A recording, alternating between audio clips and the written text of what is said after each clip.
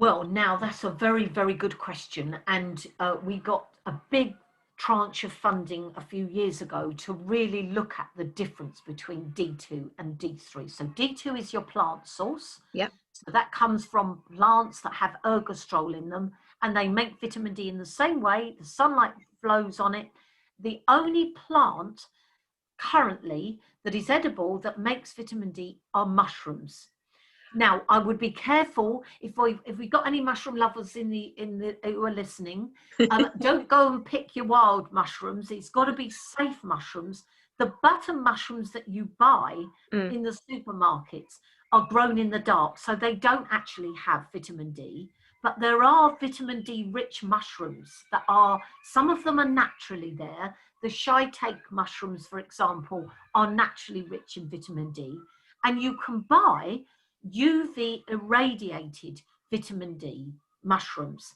All that means is that they've been put under some light. So what I would say to you all is between April and September, if you love your mushrooms and you're cooking them, put them out on the windowsill for 20 minutes and you'll increase the vitamin D content of them quite I love that considerably. fact. That's amazing. Okay, so would the same apply to like your bog standard button mushrooms? Put them on the windowsill. It's the same, Yes, isn't it? yes, it would be the same. Now, a caveat, D2, vitamin D2, so that plant source, now the opposite to that is, or the other side of that is D3, which is the animal source. Yes. So that's what you get in fish, eggs, liver, you know, some meats.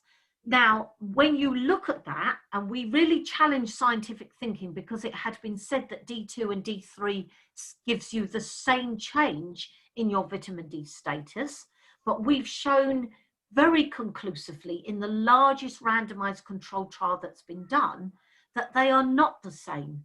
D2 is, or D3 is almost 50% better than D2 in raising your vitamin D levels, but D2 still works. And what we would say is you know, D3, of course, comes from an animal source. And so for vegans, obviously the plant source is going to be what you need to have, and it will raise your vitamin D levels. Yeah. And remember, vitamin D3 supplements come from lanolin, which is extracted, shaken from, scraped from sheep's wool. The sheep is still live. That you don't have to, you know, do anything to the sheep. You can get that off naturally. But clearly, we're in an instance here that for vegans, a D3 supplement isn't what they're going to want to take. Now, I did hear recently that a good source of D3 could be lichen. So is that true? Could vegans take lichen supplements and that is D3? That's a very good question, and we haven't got the answer to that yet. Okay. But I would say potentially yes, but we don't have the robust evidence to compare like for like. So it's certainly going to be, you know, it is thwarted as being the sort of vegan D3. And if you're vegan, you know, either consider just taking a D2 supplement or and take a bit more of it. That would be the bottom line, is take a bit more of the D2 supplement to get the same effect as you would if it was D3. But still keeping within that upper level, so not just going crazy on it. Don't go crazy, because, and this is where I have been tried to be out in the media and writing articles and making myself very unpopular among certain individuals or certain groups who feel that, you know, we should be just advocating 100,000, 500,000 international units of vitamin D. You can buy them on the web. Oh, yeah. You know, please be careful, all of you. And the reason you should be careful, as Agneta will well know from all her studies, vitamin A, E, and D, and K are all fat soluble. And what that means, so unlike vitamin B and C, where you wash it out on a daily basis, it's not stored by the body. Those fat soluble vitamins, of which vitamin D is one of them, it's stored in the body. And if you take too much, it's really not good for your health.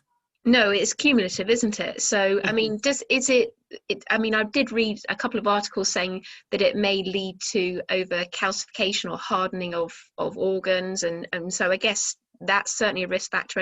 And also, is it right? I read somewhere about if someone has a kidney disorder, obviously to just be aware of not taking those upper levels as well. Oh, definitely. If you're not, if your kidneys are not in good working order, then again, because your body will store that, it converts, vitamin D, uh, our circulating. So it's called 25 OHD, 25 hydroxy vitamin D, which we can measure in blood, and that tells you how much you've got there.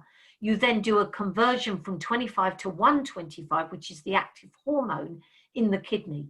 And Mhm. so you need to be very careful that if you don't have proper kidney function, that you are not vitamin D deficient, but that you are not taking high doses, because your body is going to have problems handling that. And equally, exactly as you said, if you have too much vitamin D, it's going to affect the amount of calcium that's in your blood. And that is absolutely true. And we have to be careful of that, which is why these people that are recommending, 100,000 Mm. international units, even, 10,000, 50,000. No, please be careful of high doses.